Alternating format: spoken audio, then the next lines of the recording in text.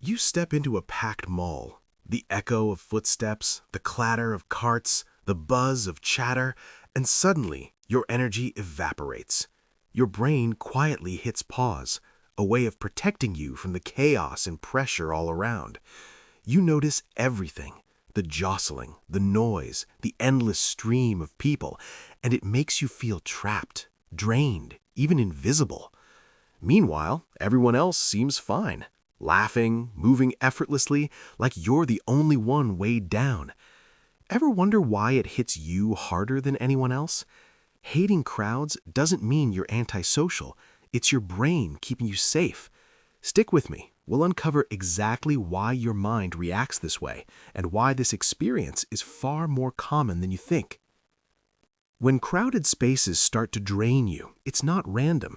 It's your brain reacting to an invisible alarm, like the hairs on the back of your neck standing up when something feels off.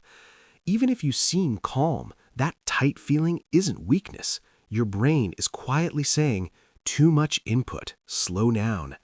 You notice the chaos, the judgment, the endless movement, and it hits fast, like every step and glance presses in on you. Some notice every sound in a quiet room, others pick up every movement in a crowd, and that sensitivity can make crowded spaces overwhelming. And here's the twist. This reaction isn't about shyness or being unfriendly.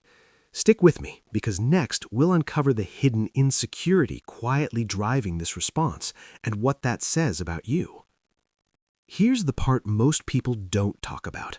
The hidden insecurity quietly driving that crowded place anxiety. It's not about being shy, weak, or socially awkward. It's your brain protecting you from exposure, criticism, or failure. That tight feeling, the urge to shrink back, comes from sensing potential judgment or being overlooked. Even small things, like someone bumping into you or a piercing glance from across the room, can amplify it, because your mind is tuned to protect your sense of self. Highly sensitive or self-aware people feel this more intensely, even when everyone else seems fine. Stick with me, because next we'll explore how your brain tries to regain control and why certain reflexive behaviors feel like the only way to survive it. And most importantly, what your brain is really trying to protect: your sense of safety, self, and control. Ever notice yourself circling the edges of a room, scanning for exits? There's a reason for that. When crowded spaces start to feel unbearable, it's often because your brain is craving control and personal space.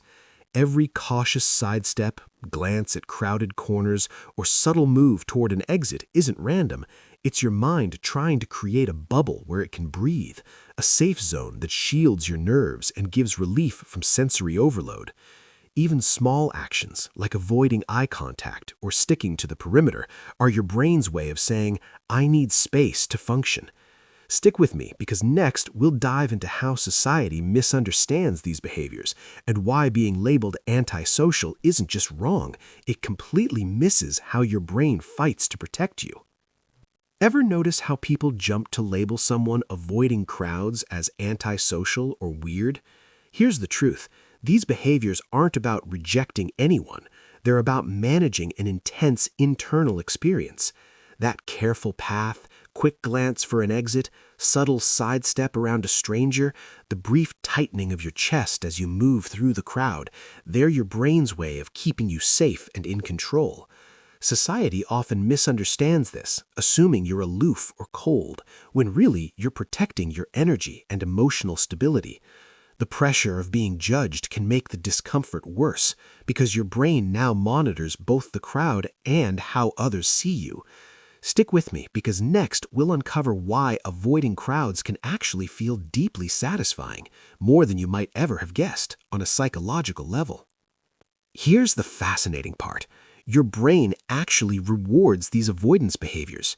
Every time you find a quiet corner, sidestep through a crowd, or step out to catch your breath, feeling tension melt for a moment, your brain releases tiny relief signals, a subtle, well done, for keeping you safe.